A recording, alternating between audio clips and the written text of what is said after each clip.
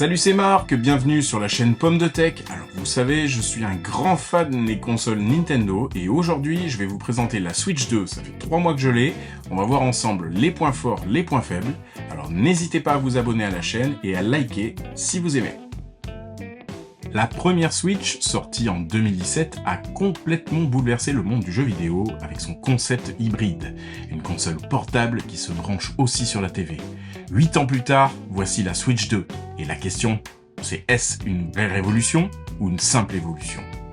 Côté design, Nintendo reste fidèle au format hybride. Mais l'écran passe à 7,9 pouces en Full HD avec des bordures plus fines.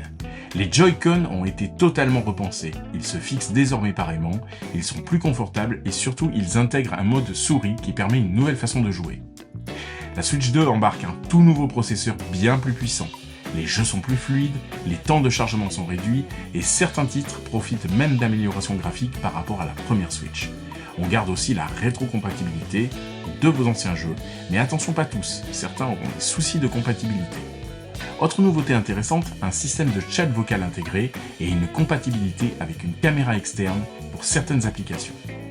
Évidemment, qui dit nouvelle console, dit nouveau jeu. On a Mario Kart World qui promet des courses jusqu'à 24 joueurs avec des circuits connectés. Un nouveau spin-off Zelda, Hyrule Warrior, les Chroniques du Sceau, le retour de Kirby Air's Rider et un jeu de lancement spécial, la Nintendo Switch 2 Welcome Tour, qui sert à rien. Seulement à vous faire découvrir les fonctionnalités de la console. Par contre, il n'est pas inclus gratuitement. Clairement, la Switch 2 apporte un vrai gain de confort et de puissance. Le concept hybride reste super efficace. Par contre, le prix est salé et je trouve dommage que certains jeux ne soient pas compatibles à 100%. En résumé, si vous êtes un fan de Nintendo et que vous voulez profiter des prochains jeux exclusifs, ça vaut clairement le coup.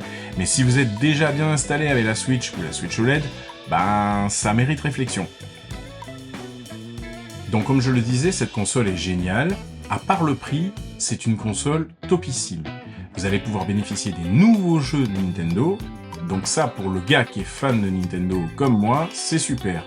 Maintenant, ne vous attendez pas à avoir des jeux tels que des jeux AAA tels que GTA 6, parce que c'est une console qui est quand même beaucoup moins puissante qu'une PS5 Pro ou d'une future PS6.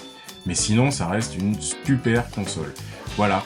Donc la vidéo n'est pas sponsorisée, n'hésitez pas à vous abonner à la chaîne, à liker, à mettre un gros pouce en l'air, et moi je vous dis à très bientôt sur Pomme de Tech.